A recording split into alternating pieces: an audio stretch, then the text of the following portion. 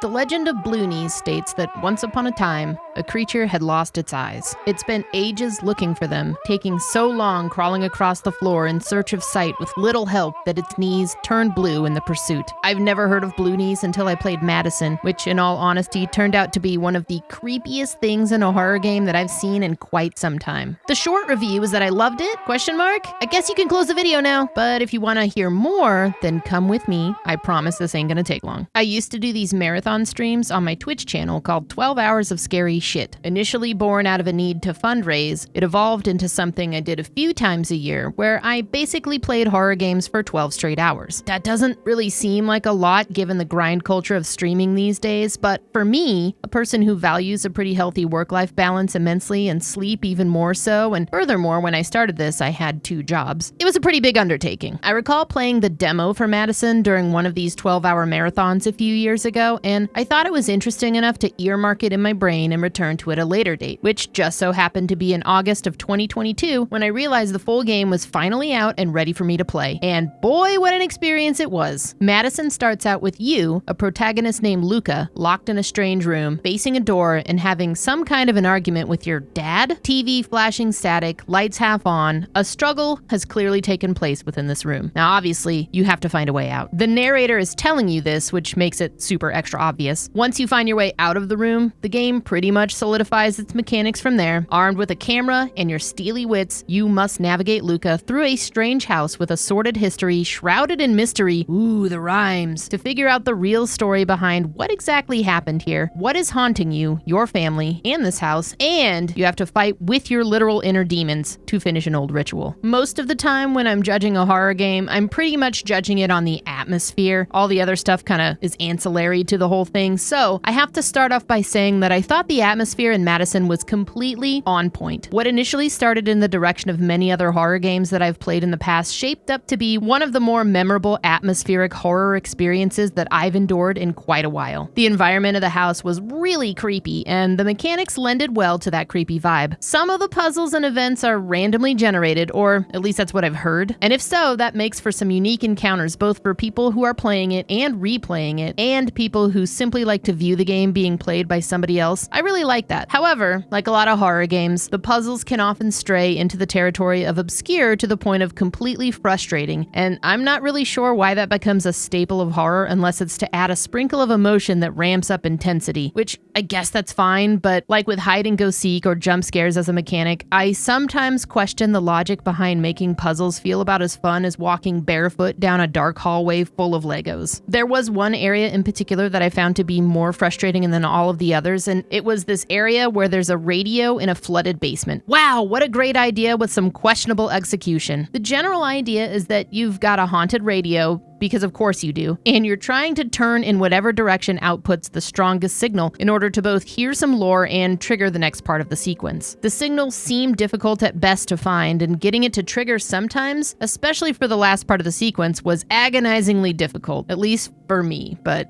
I mean, take that with a grain of salt. No one seemed to like this. Well, someone probably did. My chat was absolutely alight with frustration from all angles during this part, and when I finally figured it out, I felt like the dumbest person on the planet. Whether or not the blame lies with me is up to you, but I digress. Another puzzle area that I found to be memorably frustrating was the entire sequence within the church, which initially didn't connect with me in terms of how it tied to the plot. You see, the camera that you've been given once belonged to a serial killer, and the serial killer set up shop in this church, and I guess he killed a bunch of people. I'm having a hard time even saying that with confidence, and I think that's maybe one of the flaws of MADiSON, is that while the story feels pretty clear from a sense of what you're supposed to do, and it's definitely pretty creepy, there's also a lot that feels like it's hard to explain or doesn't really make a lot of sense once you're outside of experiencing it firsthand. Like, why exactly is Bloonies in the game at all? Like, what the fuck is he? I mean, the story kind of explains it, but like, why? To me, it was arguably one of the most effective monsters that I've encountered in a while in a game, and I entirely blame the song and the general lore of Bloonies, but it comes completely out of left field when tied into this story, to me, at least to my recollection, and holds little to no bearing within the rest of the game whatsoever. I mean, seriously, this song?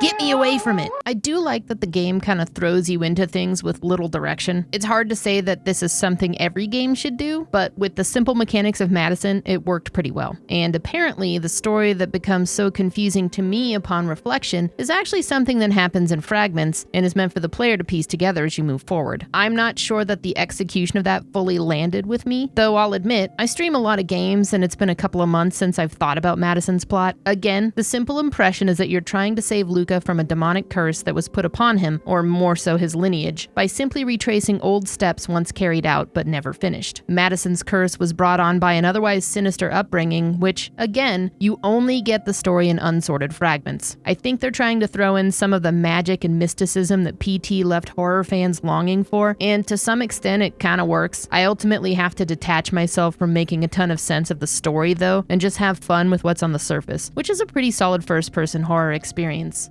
MADiSON is truthfully one of the most effective games of this type that's been released in quite a while. Whether or not that's good or bad news is, again, up to your discretion. I found it to be pretty easy to jump into and stick with, obtuse puzzles notwithstanding. The story had this patchwork vibe to it that I get with American Horror Story, in so much as that I didn't really want to think too deeply beyond what was being presented to me, because I'm sure if I did think about it too much, I'd find myself getting kind of mad about how little sense some of it made. But it's a fun and effective scary journey into a haunted house that I was looking for, and quite frankly, for the presence of Bloonies alone, I got my money's worth.